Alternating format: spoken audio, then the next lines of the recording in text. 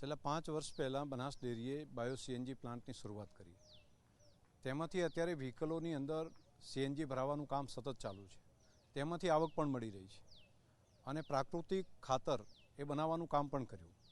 Digest system દ્વારા કેટલાક બેક્ટેરિયાનું મેળવણ અંદર નાખવાને કારણે જે છાણ છે એમાંથી વેલ્યુ એડિશન થાય છે અને તેમાંથી જમીનને પૂરક તત્વો જે છે એ મલ્ટિપલ મળી જાય છે, જેને કારણે જમીનની હેલ્થ એકદમ સુધરે છે।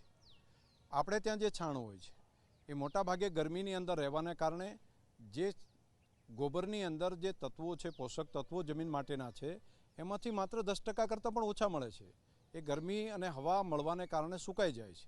પરંતુ આ ડાયજેસ્ટની અંદર જો ડાયજેસ્ટ કરીએ, કેટલાક બેક્ટેરિયા એડ કરીએ, તો અત્યારે જે ખાતર છાણિયું ખાતર હોય છે એમાંથી અનેક ગણું વધારે પોષક તત્વો એની અંદર ઉમેરી શકાય અને ડીએપી, યુરિયા સહિતના જે રાસાયણિક ખાતરો છે તેનો ઓપ્શન બનાવી શકાય।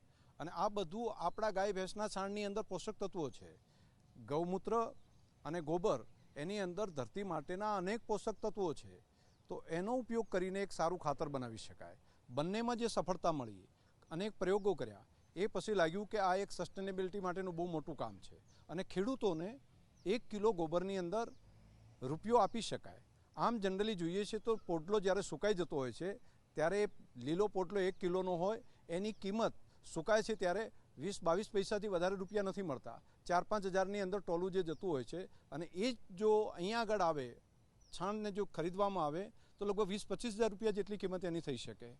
તો હું સમજું છું કે આ એક ખેડૂતની આવક વધારવા માટેનું કામ। 1 રૂપિયે 1 કિલો જો છાણ લઈએ, દરેક ગાય ભેંસ રોજના 15 કિલો જેટલું છાણ આપે છે અને ટોટલ જે બનાસકાંઠા જિલ્લાની અંદર 30 લાખ જેટલા ગાય ભેંસ છે, કમ સે કમ 3 કરોડ કિલો ગોબર પ્રતિદિન ગાય ભેંસ આપે છે।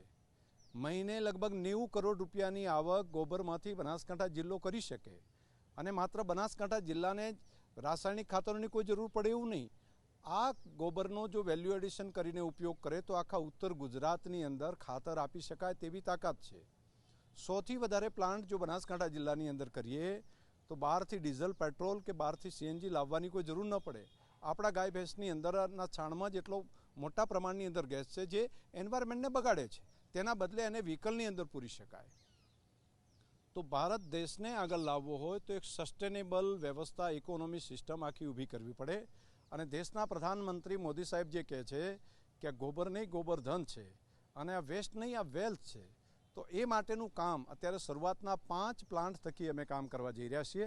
આવનારા સમયમાં વધારે ઓર કામ કરશું। અત્યારે સુઝુકી કંપની એ લગભગ 250 કરોડ જેટલું રોકાણ કરે છે।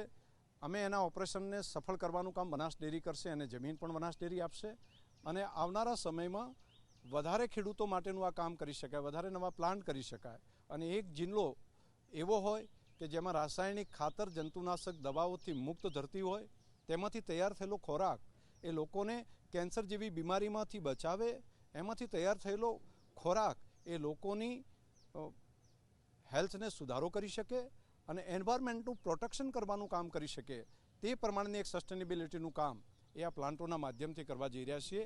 હું માનું છું કે એક ભારત દેશ માટે એક ઐતિહાસિક ક્ષણ કહી શકાય કે જેના માધ્યમથી એક નવી દિશા પકડાઈ છે। જે પ્રમાણે દૂધમાં મોટી ક્રાંતિ થઈ, તે જ પ્રમાણેની મોટી ક્રાંતિ ગોબરના માધ્યમથી ખેડૂતો માટેની થઈ રહી છે, પશુપાલકો માટેની થઈ રહી છે।